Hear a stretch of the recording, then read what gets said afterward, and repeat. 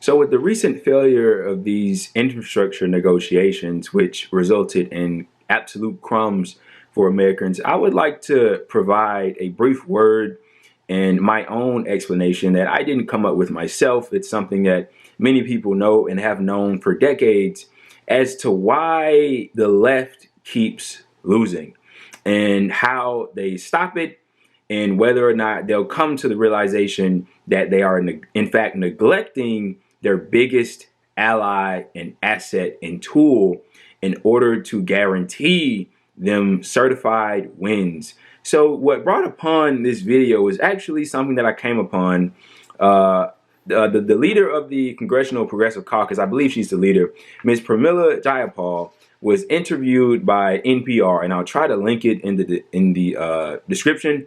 And what she had to say stunned me.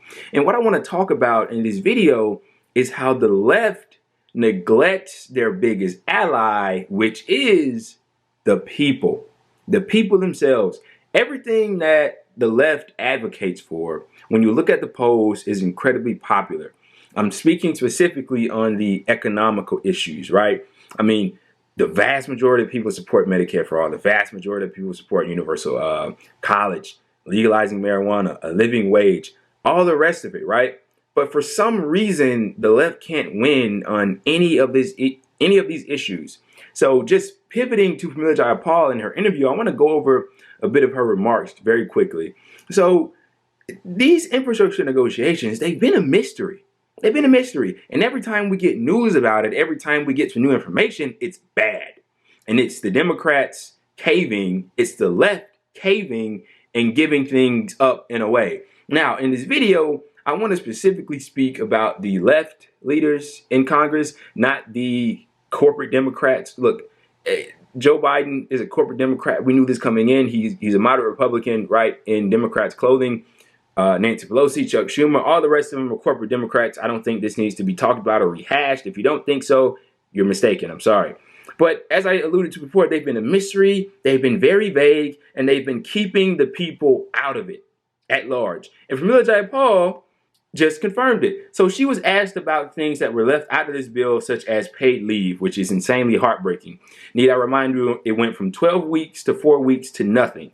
She says that I don't think we're going to get it, unless they can somehow work magic.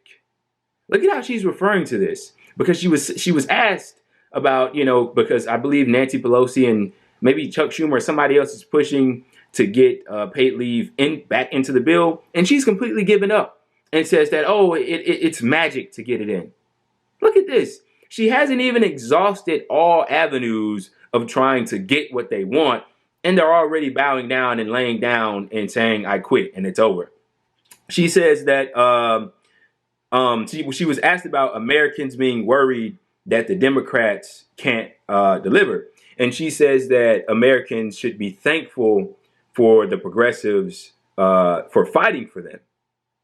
You haven't. Fighting how? In these backroom deals where you concede on everything and don't involve the people in the process, in the discussions? It's absolutely insane. You see, that's anti-democracy. What you're doing is, by doing that, is you're showing the people that this isn't a democratic process. No, not at all. It's not democratic when the people aren't involved whatsoever. She says that it's hard to negotiate in public. She thinks that the public, and these are her words, the public doesn't and shouldn't have to watch the sausage making, referencing to the process, the infrastructure negotiations, because it's too intricate, it's too long, the public won't understand. Listen, I want you to understand something.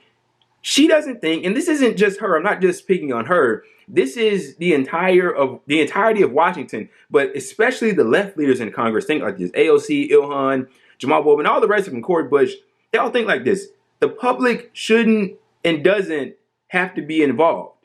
So decisions that affect them, they are in these back rooms making deals, having negotiations that affect millions upon millions, hundreds of millions of people in this country, and they don't think the people should be involved. They don't want to address the people like, hey, This is what we're fighting for. These are our main priorities. This is what we're trying to get for you.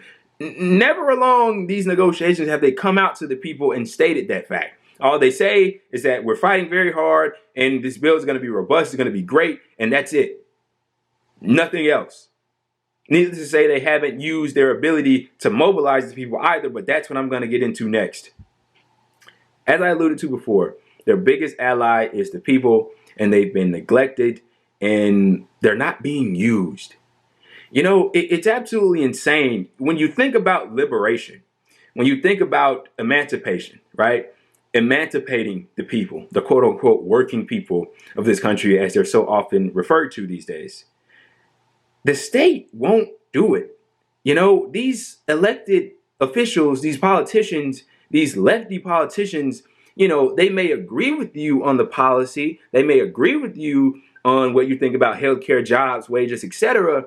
But the idea that we can elect a certain group of people and have them go to Washington and fight for us and liberate us themselves without us being involved, in my opinion, is absolutely insane and completely unrealistic. That's not how it happens.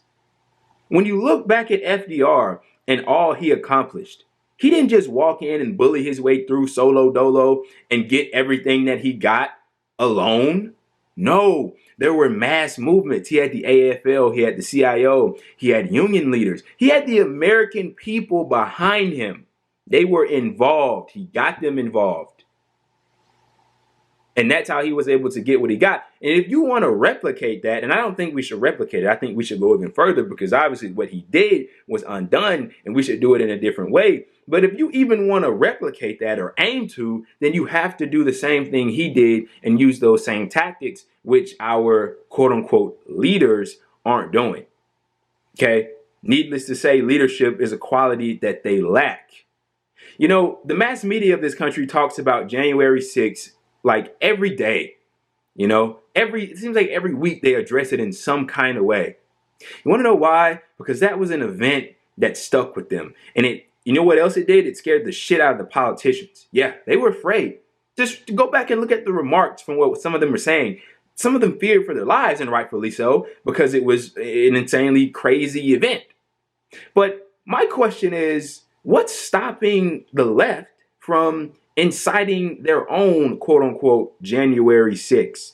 Now, before you get up in arms about that, it won't be about some bozo that thinks that he won the election when he didn't, because that is what that was about. It'll be centered around the issues that was left out of this quote unquote framework that was recently released by President Biden and the more corporate Democrats. That's what it'll be about. Okay, minus the violence, minus the breaking of the windows, minus the racism and the bigotry. A peaceful, organized protest, a civil unrest, okay, that's about actual issues and substantive policies that we need implemented. AOC has millions upon millions of Twitter followers. So, like millions upon millions of people that look to her for guidance. The same goes for Ilhan Omar, Cori Bush, many of the other elected officials. What's stopping them from reaching out to those people, the people that voted for them, and saying, hey, we should meet here at this time, at this place, and this will be our core issues that we're asking for. We need to get these people in line, these corrupted politicians. They're taking money from A, B, C, and D, and they're blocking legislation. And we need to go and scare the shit out of them so that they fall in line and do what they're supposed to do. What's stopping them from doing that? And if you think that's something that unrealistic, it's not at all. The people are actually in the streets already. We're seeing worker strikes all across the country. John Deere, the Kellogg's workers, the St. Vincent workers, the Buffalo Starbucks workers are trying to unionize. I mean, the mine workers in Alabama. The list goes on. The list goes on. They're already in the streets. They're taking the initiative themselves. And for the people that aren't already in the street, for the people that are at home, they're waiting. They're waiting. You see, the American people are very different. This isn't France.